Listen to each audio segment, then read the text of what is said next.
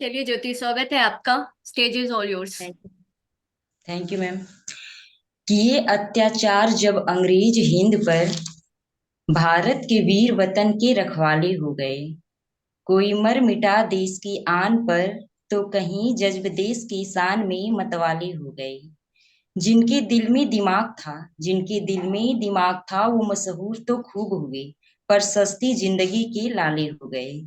एकता दिखाई जब हिंद वासियों ने, तो भागे अंग्रेज उनके लिए, बंद दरवाजे जड़े ताले हो गए। हिंदुस्तान था और आजादी हमारे हवाले हो गए। स्वतंत्र देश की स्वतंत्र कहानी लिखूंगी, आज शहीदों की कुर्बानी लिखूंगी, सुखदेव आजाद भगत के वीरता की निशानी लिखूंगी। देकर जान अपनी जिसने शान हिंदुस्तान का बचाया था, लहरे तिरंगा उन्मुक्त गगन में, भैया भगत ने लहू में नहाया था। लेके अरमान दिल में सपना सजाया था, करोड़ों दर्द सहकर भी हमें आजादी दिलाया था। तो काफी आतंकवादी हमले होते हैं, त्योहार होते हैं, लेकिन फिर भी हम लोग को पता नहीं चलता है, हम लोग सुरक्षित रह जाते हैं। किस लिए सुरक्षित रह जाते हैं? क्योंकि हमको पता है कि रक्षा पे, सीमा पे रक्षा है, तो हमारा जवान खड़ा है जो हमको सीमा बचाएगा। पे। तो उन्हीं सैनिकों पे चार लाइनें हैं मनवीर मधुर साहब की, उन्हीं को मैं सुना रहा हूँ आपके सामने। वार करते हुए आतंकी जान लेते काश, भारतीय लहू की रवानी जाग जाती है। वार करते हुए आतंकी जान लेते काश, भारतीय लहू की रवानी जाग जाती है। आतुर जो मातृभूमि पर चढ़ाने शीश, आतुर जो मातृभूमि पे चढ़ाने शीश, क्रांतिकारियों के शौर्य की कहानी जाग जाती है। यदि भारतीय यदि भारतीय अस्मिता पे आँच आए तब, पौरुष की यानी स्वाभिमानी जाग जाती है। यदि भारतीय अस्मिता पे आँच आए तब, पौरुष की यान स्वाभिमानी जाग जाती है। शत्रु हो समक्ष युद्ध कौशल में दक्ष, तब सैनिकों के वक्ष में भवानी जाग जाती है। शत्रु हो समक्ष युद्ध कौशल में दक्ष, तब सैनिकों के वक्ष में भवानी जाग जाती है। बहुत सुंदर सर, बहुत सुंदर। तो चलिए इसी क्रम में आगे बढ़ते हुए मैं बुलाती हूँ अपने फेवरेट और सबके फेवरेट शायद इंदु भूषण बाली सर को। बाली सर, स्वागत है आपका। Stage is all yours. देशभक्ति का नाता फांसी है। गजल है। देशभक्ति का नाता फांसी है, स्वाभिमान का नाता झांसी है। देशभक्ति का नाता फांसी है, स्वाभिमान का नाता झांसी है। तपस्या हठ वैराग्य श्री राम का, तपस्या हठ वैराग्य श्री राम का, भी उनका नाम बनी है। देशभक्ति का नाता फांसी है, स्वाभिमान का नाता झांसी है। चरित्र की बात न कर, महात्मा विदुर की माँ दासी है। ठहर, चरित्र की बात न कर, महात्मा विदुर की माँ दासी है। अहिंसा परम धर्म बेशक हमारा, अहिंसा परम बेशक हमारा, पर शत्रु हेतु तलवार प्यासी है। देशभक्ति का नाता फांसी है, स्वाभिमान का नाता झांसी है। अंतिम शेर अर्ज है। तिरंगे को ऊंचा रखने के लिए, तिरंगे को ऊंचा रखने के लिए डटा हुआ हर भारतवासी है। देश भक्ति का नाता फांसी है, स्वाभिमान का नाता झांसी है। बहुत खूब सर, बहुत बहुत सुंदर सर। बहुत बढ़िया सर। बहुत सुंदर सर, बहुत सुंदर। बहुत बहुत धन्यवाद। चलिए इसी के साथ मैं बुला लेती हूँ जल्दी से अपनी नेक्स्ट परफॉर्मेंस के लिए राम वृक्ष सर को। राम वृक्ष सर, आप मुझे सुन पा रहे हैं? जी जी जी मैम, सुन पा स्वागत रहे हैं। राम वृक्ष सर, आपका स्टेज इज ऑल योर्स। जी मैम, सबसे पहले मंच पर उपस्थित सभी साहित्यकारों को नमस्कार करता हूँ, नमस्कार सर। और मंच सहित सभी साहित्यकारों को स्वतंत्रता दिवस की शुभकामनाएं देता हूँ। और आज की मेरी रचना, जिसका शीर्षक मैंने देने का प्रयास किया है, आजादी के आजाद, और इसी पर कुछ चंद पंक्तियां लिखा हूँ, प्रस्तुत करता हूँ। जी सर।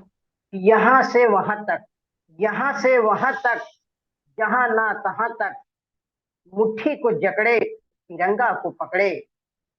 यहाँ से वहां तक, जहां ना तहां तक, मुट्ठी को जकड़े तिरंगा को पकड़े, फिर निकले दीवाने आजादी को पाने। आजादी में आगे थे आजाद आगे, आजादी में आगे थे आजाद आगे। इंकलाब जरा जय की, इंकलाब जय की, भारत विजय की। लगते थे नारे गलियों में सारे, सिंहनाद जन जन गरजते थे गर्जन। लिए जोश जज्बा गली कूच कस्बा, आजादी को लाने चले थे दीवाने, आजादी को लाने चले थे दीवाने। कहानी गढ़ी थी जवानी भरी थी, कहानी गढ़ी थी जवानी भरी थी। किशोरा अवस्था संग स्कूली बस्ता, कहाँ मन को भाया न दिल को सुहाया। ये हाथ झंडा उठाए तिरंगा, ये हाथ झंडा उठाए तिरंगा। चले थे समर में कफन कस कमर में, मूछों पर देताओ भक्ति भरा भाव। चले सिर कटाने गुलामी मिटाने, आजादी को लाने चले थे दीवाने, आजादी को लाने चले थे दीवाने। पूछा जब गोरा, उनके बचपन और स्कूली समय की बात है कि पूछा जब गोरा बता नाम छोरा, मुस्कुराते रहे तब डरते कहाँ कब। आजाद मैं हूँ हमेशा रहा हूँ, आजाद मैं हूँ हमेशा रहा हूँ। स्वतंत्रता पिता का हूँ आजाद बेटा, भारत मेरी माता से जन्मों का नाता। अचंभित हुआ जज देख जोश रग रग, देखते ही उस कद पार किया फिर हद। कोड़े 50 का, कोड़े 50 का आदेश कर दिया था, हर एक कोड़े पर भारत करो आजाद। हर बार मार तक हर एक वार तक, आजादी के मस्ती में होके मस्ताने। आजादी को लाने चले थे दीवाने, आजादी को लाने चले थे दीवाने। बहुत सुंदर, चमकती जवानी की, धन्यवाद धन्यवाद सर। चमकती जवानी गई लिख कहानी, चमकती जवानी लिख गई लिख कहानी। न थी प्रार्थनाएं न थी याचनाएं, बलिदान मंजूर होके न मजबूर। समय शाम की थी जगह पार्क की थी, संग साथियों के सहयोगियों के। नई योजना की चर्चा बनी थी, नई योजना की चर्चा बनी थी। तभी गोलियों की हवा सी बही थी, अंतिम थी गोली बोलते हुंकार भर। इंकलाब जिंदाबाद थी ना संग टोली, अकेला स्वयं थे बची एक गोली। जीवन की अंतिम सांसें मिटाने, आजादी को लाने चले थे दीवाने, आजादी को लाने चले थे दीवाने। लिखकर आजादी, लिखकर आजादी की अंतिम कहानी।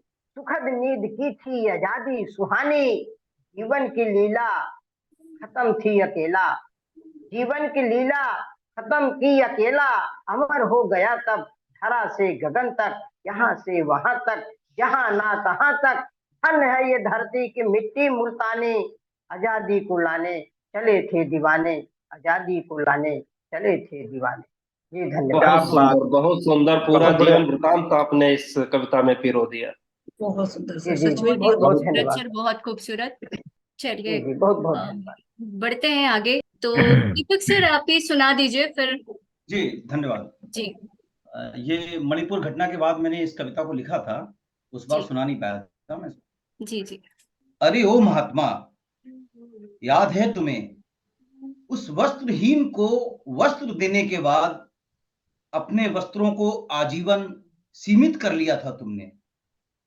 अरे ओ महात्मा, याद है तुम्हें उस वस्त्रहीन को वस्त्र देने के बाद अपने वस्त्रों को आजीवन सीमित कर लिया था तुमने। अरे ओ माधव, स्मरण होगा तुम्हें उसके वस्त्रों के हिरास का प्रयास, जब उसके वस्त्रों को असीमित कर दिया था तुमने। सबको याद होगा, सबको याद होगा कि देश की सर्वोच्च कुर्सी पर बैठी हुई है महिला एक। मन ही मन कभी तो उसके जज्बे और संघर्षों को सलाम किया होगा तुमने।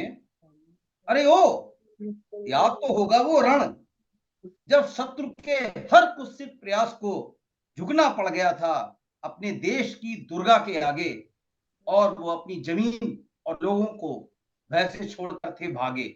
ओ बेवकूफों, जाहिलों, कभी सुने हैं तुमने उन तमाम वैज्ञानिकों, लेखकों और समाज सेविकाओं के नाम की प्रतिभा की चमक के आगे शीश क्या, राष्ट्र भी झुके तमाम। और जरूर याद होगी तुम्हें कल्पना चावला की उड़ान। चलो छोड़ो सब, क्या देखा नहीं तुमने उनमें चेहरा अपनी माँ का, बहन का, बेटी का या पत्नी का।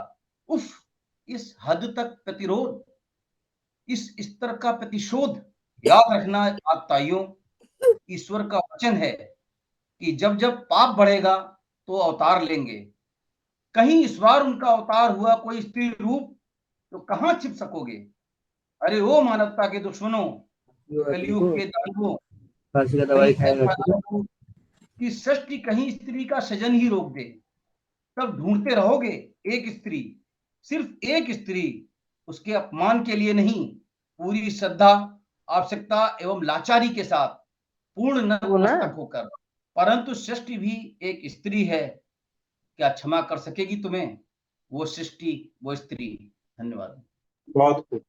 बहुत ही सुंदर दीपक सर, बहुत अच्छा लिखा आपने। मणिपुर हाँ। वाली घटना पे तो जितनी ही बात की जाए उतना कम है। उतने ही कम है, इतनी बहुत ही दुखद घटना थी, मतलब कितने भी बहुत शब्द दिल दुखी लिख हुआ दिए था। जाएं कम ही पड़ जाते हैं हर बार। कमी पर। चलिए तो फिर अब मैं बुला लेती हूँ। उमा मैम आप ही आ जाओ एक बार फिर से। ठीक है मैम, स्वागत है आपका। धन्यवाद नमन जी, धन्यवाद धन्यवाद मैम। ये मैंने फौजी भाइयों के लिए लिखी थी।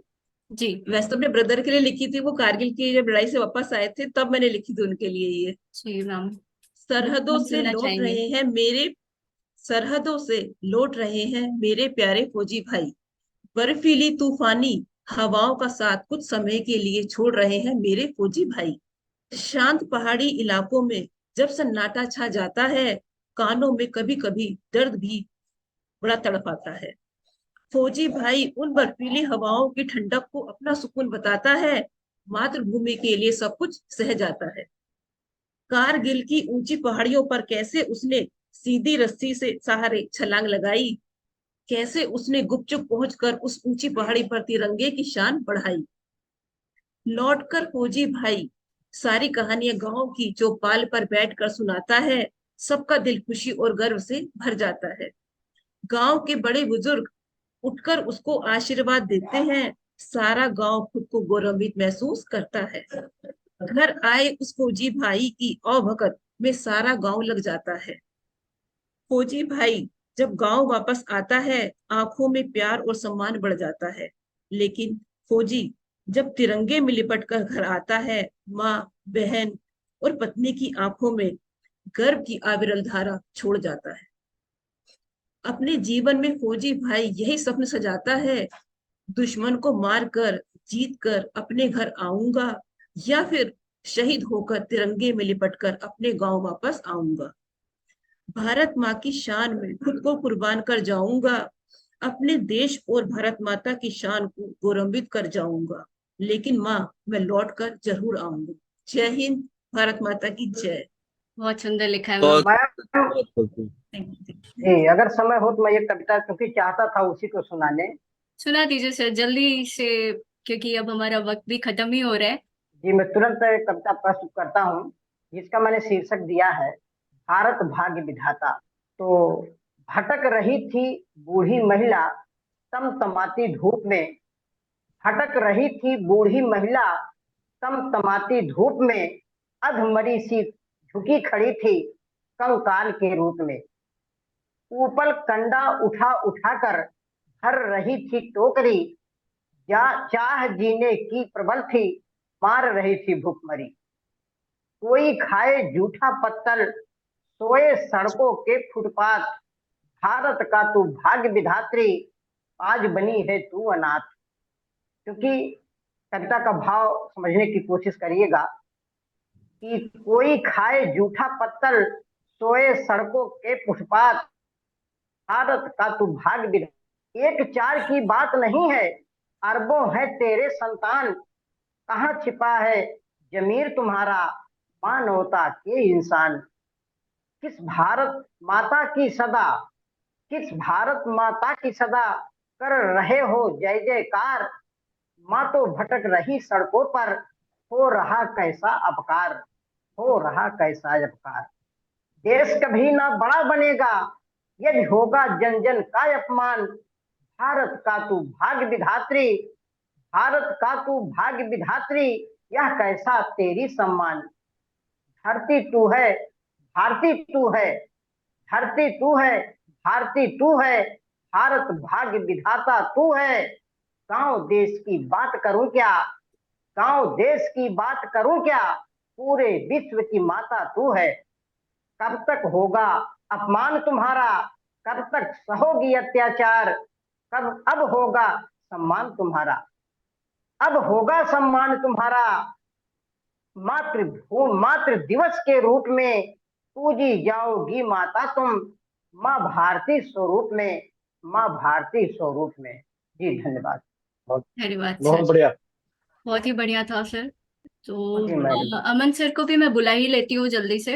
अमन सर, सभी एक का बार फिर से एक बार अमन सर का स्वागत है। Stage is all yours.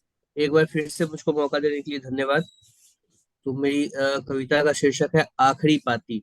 आखिरी पाती। ये सिर्फ कल्पना कीजिए कि रणभूमि में या युद्ध के मैदान में एक फौजी जो अपनी अंतिम सांसें गिन रहा है और अपने जेब से एक चिट्ठी निकालता है जो उसने भेजने के लिए घर भेजने के लिए रख रखी थी। उसी की कल्पना को मैंने शब्दों में उतारने की कोशिश की है।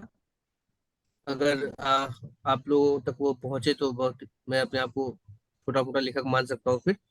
तो आखिरी पाती। प्रथम प्रणाम उन मात पिता को जिन्होंने मुझको जन्म दिया। प्रथम प्रणाम उन मात पिता को जिन्होंने मुझको जन्म दिया। शीर्ष प्रणाम उन गुरुजनों को ज्ञान का जिन्होंने आशीष दिया।